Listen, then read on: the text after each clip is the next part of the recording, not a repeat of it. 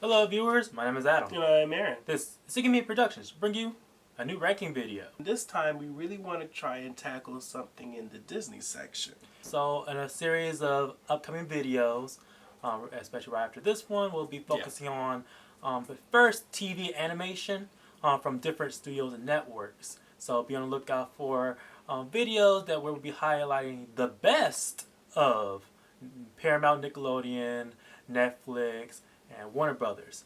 This one will be highlighting Disney television animation. Yeah, so we're not really talking about the particular properties that Disney has acquired, i.e. Marvel content or Star Wars, etc. That could be argued because now there technically are Disney original content now. But it's not stuff that was made specifically for that space, or at least under that banner during the time frame that we're really focused on. And it can be argued that this video can also be a best of Disney Channel shows in general, but saying that Disney television in of itself, ironically enough, mainly didn't get hit its stride until the late 80s. From when we were actually able to watch these shows, a lot of that content that we're really looking at really wasn't the main where it is right now today. Yes, mostly a lot of the early television programs where it was directly made for television started mostly on the Disney afternoons or on the Saturday morning spectrum until they eventually became part of Disney Channel or Toon Disney. They transferred to Disney XD, etc., etc. So that's what we'll be highlighting. And the only reason it's not a ranking list that highlights the worst of the worst to the best, because the worst, here's the thing, for television, at least from our household is concerned, if we don't watch a program, we're not going to watch it. That's true. So starting at the closer towards our list, or at least not part of our list. Yeah, officially. Honorable mentions per se. We gotta give our hats off to the Duckverse. The DuckTales, Darkwing Duck, that little era or realm of that was such a crazy time of TV, especially for kids television, when almost every cartoon had some kind of hero or character that had to revolve around being an actual duck. Yeah. I don't know why was Duck crazier in this point. I don't know. Spinning off of Donald Duck. Yeah. So officially starting this list, we're going to start off a program that admittedly so, I don't even think Disney knows necessarily how to really market this IP. What we're talking about is Tron Uprising. When the movie was released and when we actually watched it, I'm talking about the very first movie, I had no idea whether or not I was really going to be interested in the branding. I mean, it is iconic. A lot of series and movies and just content in general has pulled from this franchise. But I desperately didn't understand it, not nearly enough until later on when they actually finally got a sequel to it, i.e. Tron Legacy, where I really started to see the potential where the franchise could go and how important it could be going forward. I was unfortunate enough that Tron Legacy became more of a mixed bag and / disappointment on Disney front, and they did like try and branch off of that idea, hence why this show came to be, and is such an underrated gem. It centered in on a renegade figure who was trying to live in the shadow, or at least an inspirational figure. Yeah, to everybody who was on the grid in the form of the legendary hero known as Tron. And the show had a wonderful production behind it, with a talented voice cast led by Elijah Wood and some voice cast from actual actors from the original films. And the tone of the series is very serious for a Disney program, to the point that even though it was aimed at younger kids, the thing is the content itself is more geared towards adults. Yeah, or much more older audience. Serious concepts really do matter on this series, i.e., the concept of genocide, the concept of tyrannical leadership. And unfortunately enough, it was only canceled for one season. Such a shame. Moving on to the list, we have Fillmore.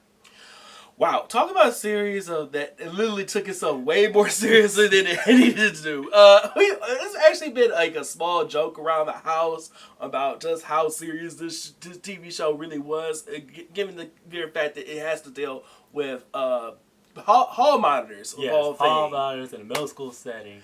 This is literally like a gateway series for young adults or just specifically young children For the crime drama. Yeah, for the crime genre. It is so good given just how crazy things go down, and they literally take the smallest concepts of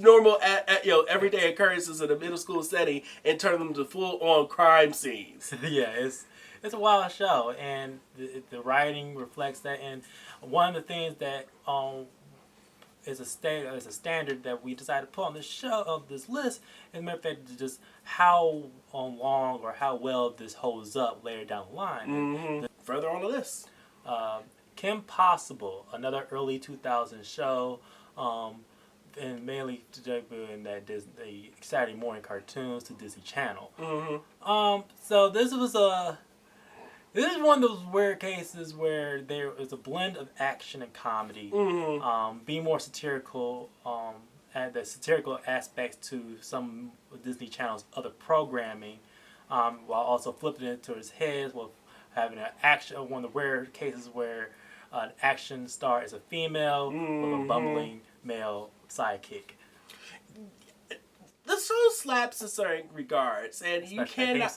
That theme song. It's still in my head to this day. It's just that catchy. But yeah, it's like what you see one of the high on the list, because despite the fact that it's very episodic in nature, it holds up. The production is one of the key factors which I wanted to highlight this on this list, because it's very, despite the fact that it's like it doesn't take itself too seriously as a series. What does take it seriously is the action on the show. Yeah, some really high grossing type of stuff. The type of stuff that you would expect to come out of an action movie, not a dang kids series. But movies in which they do parody on the show. Yes, and it's really good there. And they do a good parody. It's like you're making fun of it, but at the same time, it's like, well, this is more of an homage than anything. Yeah, American Dragon Drake Long. I loved American Dragon Jake Long, especially given the fact that this show has so much going for it, and at the same time, it's such an important gem in the space of children's entertainment. I remember when it was first airing, it was going up against Cartoon Network with a competing show of this very similar premise, just with gender swap. The Life and Times of Jennifer Lee. It's a very fun show, which was also a good way of introducing another spectrum of mythology that's not necessarily actually very showcasing more Western audiences. Avatar: The Last Airbenders, Dante Basco lends his voice role to the main character. Yeah, very good regards. There's also a very culture clash between him trying to balance out his ancient Asian heritage and modern American society. Him also being himself a mixed race. Yeah. So again, this is a very important series, considering that this definitely probably hit home for quite a few young individuals out there that had similar situations, and you can finally see that in this particular character. One thing that was very prevalent is across anything Disney is how they are able to basically merchandise and branch out anything that they may create. Disney will definitely milk a dang series dry.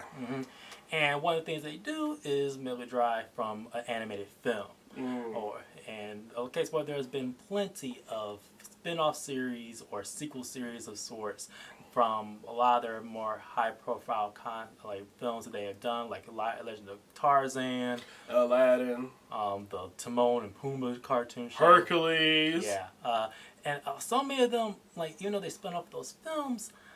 10-1, those shows that they were produced kind of makes that are they're done in their own continuity in a way, to the point that it's like they can be said they're non-existent, not necessarily important. But one thing that is a show that was important that's worth discussing on this list that I would like to bring up is Rapunzel Tangled Adventure. I liked Rapunzel. I think it was a cool take on that old story. but it wasn't necessarily like something that I feel as though was like my complete full attention towards.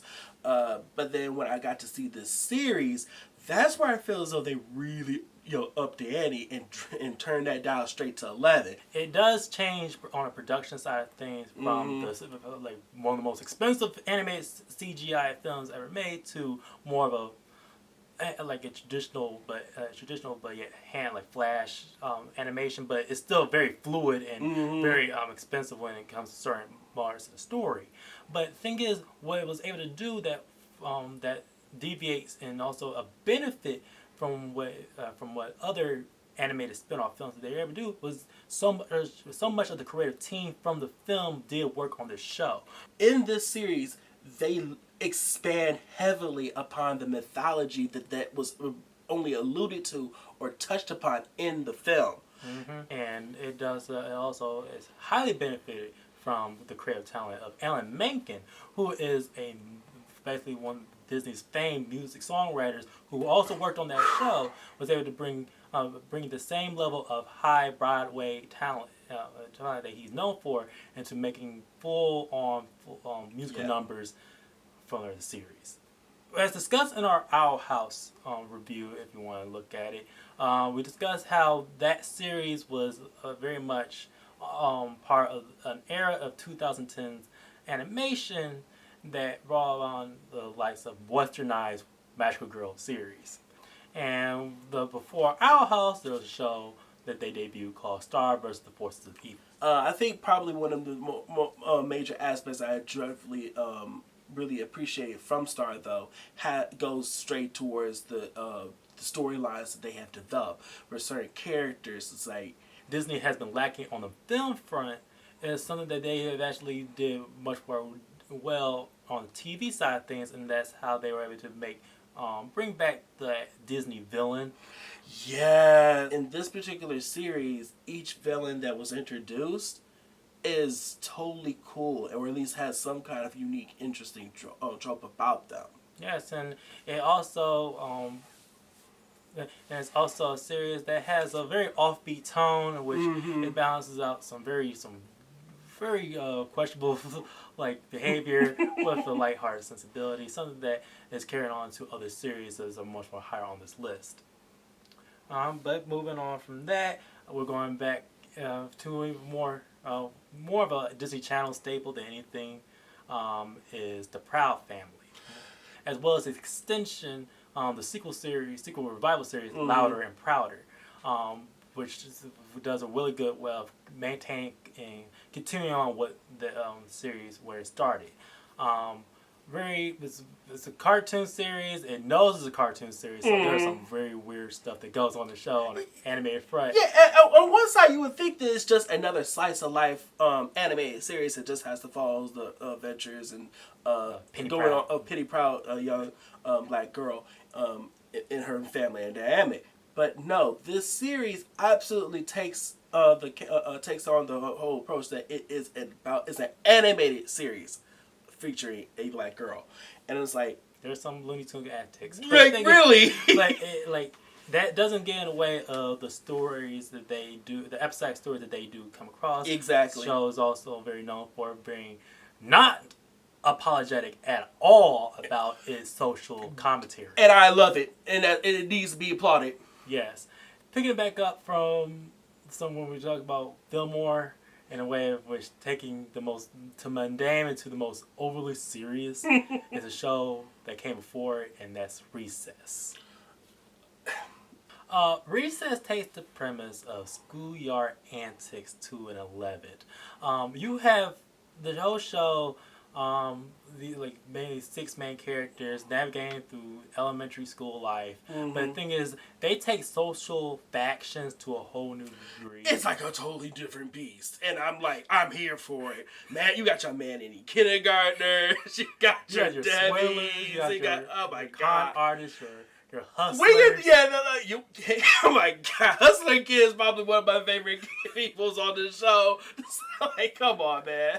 It's like This is Recess is a show that pioneered like even like shows that came after it of turning social factions on its head into more exaggerated factions. Shows that like what Cartoon Network were able to carry on with like Kids Next Door, Codename Kids Next Door actually, and even more modern like Craig of the Creek. You got a point, and I really. So a lot of the shows, like a lot of the tone and the antics that you might find in those shows, you could say that Recess is one that pioneered it. Exactly. Gargoyles. I absolutely loved Gargoyles. I think this is still probably one of those few series that I have been begging to come back. It's just that great. You cannot go wrong with a series or a movie that has Keith David in it, and this is probably one of my favorite roles that he's ever played. Yes, Gargoyles, one of the early shows, actually the first show. Greg co-creator Greg Reisman was able to develop. Greg Reisman, if you don't know, is a very prolific animator. He helped with Gargoyles. He then moved on to do Witch, Spectacular Spider-Man, and Young Justice. He's known to bring adding Shakespearean themes to his stories for younger audiences, often using the whole cast of the Star Trek: The Next Generation as voice talent, hence the villain Xanatos. Xanatos is by far and still has always will be one of the best villains or smoothest like at all time. I'm sorry. The number 2 on the best TV animation is a show that we actually just have a review video on that we're not going to discuss too much about, and that's the Owl House. We sung praises for that series, and it deserves as much praise as it possibly can get. The show that clearly deserved that had a much more longer run than it did, but it was able to end on its own terms and in a way that is still satisfying despite its cut short nature. And that being said, what we consider is the best of Disney TV animation, at least so far. The creme de la creme. As of right now, at the time of this video, is Gravity Falls. Oh my God, Gravity Falls is just wow. So Gravity Falls is a show that we actually do want to make a whole video about it eventually. It is so deep and rich as far as its story structure and content that it absolutely does deserve its own video just to talk about how great the series is and what it aspired to be and what it actually achieved. Now, being a quick premise of that show, about 2 twin siblings who are moved to visit their uncle, Stan, a character who's clearly does not know he's on Disney Channel. Yeah, how did they get away with that character is beyond me. Yeah. And there's other things that goes on in this series too that's very questionable. Actually, I'm amazed that this series at all even existed, let alone actually was on the Disney Channel. Yeah, talk about a show that pushed the boundaries of on at least Disney Channel censors in terms of its violence. There were some shocking moments of violence on this show. It is. It's very adult humor. Literally, this is not a case where blink and you miss it or it goes straight over your head. No, I think if you just look it dead in the eyes, it's there. Yeah, and it's all like. And on top of that it has a very interesting mystery of balancing. It's like X-Files for children. Yes, exactly what it is. And in ways like it introduces a lot of supernatural concepts. All of this very very mean-spirited, but also well-intended sense of warmth. But that concludes our list of our Disney Channel picks. As always, please like, share, and subscribe. Hit the bell at the bottom for notifications if you want more content just like this. And we want to hear from you. Have you watched any of these shows? Is there any ones on the list that we may have been able to turn you on to? Let us know. Be on the lookout for our other best of TV animation videos and our social media content of Twitter, Instagram, and for stuff that we don't necessarily post on this channel because of the time we don't necessarily have. I've been singing that forever. It's the concept of life. My name is Adam. And I'm Aaron. And this has been a Sticky Media Productions. See?